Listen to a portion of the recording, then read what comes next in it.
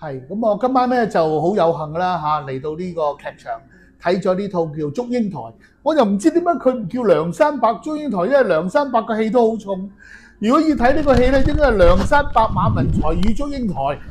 咁啊，因為咧就其他嗰兩位嘅角色咧都係份量都唔輕嘅。咁啊，我今晚咧就作為一個喺香港做搞戲劇，亦都係做舞台劇嘅嚟計咧，我就覺得今晚嘅演出我都係覺得係好第一好感動啦，第二就係我都覺得係處理得好好啊，因為咧喺一個好有限嘅空間，無論佢嘅投影，無論佢嘅音樂都做得好上乘，佢嘅投影係做得好出色嘅。咁啊，仲有一個咧就係咁窄嘅空間，但係有成30幾個演員不斷轉景。我後來睇下，原來個舞台兩邊又唔係話真係好闊落，但係咧佢哋都做到喺個節奏上都做到拉到好緊，流水行雲。咁我覺得咧呢個佢哋征服呢個佢哋度身訂造搭建嘅劇場咧係處理得好好嘅。咁啊個戲當然我就好少睇4個小時嘅戲嘅，其實超過4個小時。咁啊，我自己做嘅咧就《南海13郎》係已經係我最長噶啦，3個鐘頭9個字，連埋中場休息。咁啊，但係今晚我睇咗一出4個小時嘅戲，咁我諗演員要擺好多努力落去先能夠好好咁完成啦。咁啊，我自己最感動嘅一場咧就係梁山伯呢個梁山伯係寫遺書嗰場。嗰場無論喺個燈光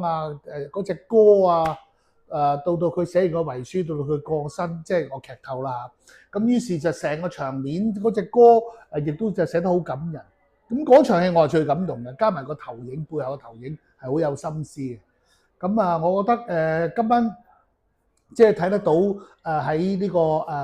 雖然呢度係馬來西亞，但係我能夠睇到都相當濃厚嘅一個中國文化。特別佢最後尾佢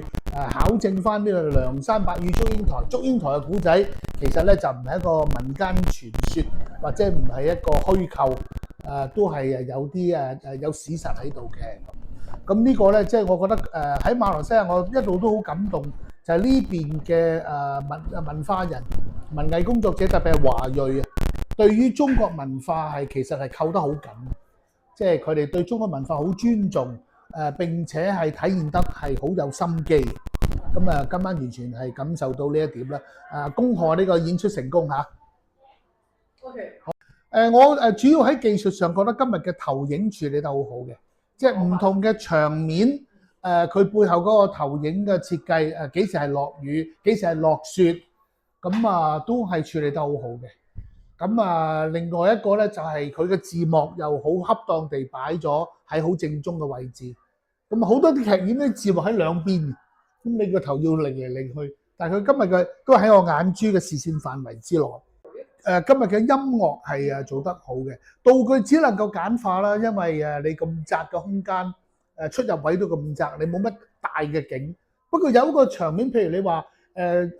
投影就係一啲枯樹。嗰棵枯樹就落緊雪，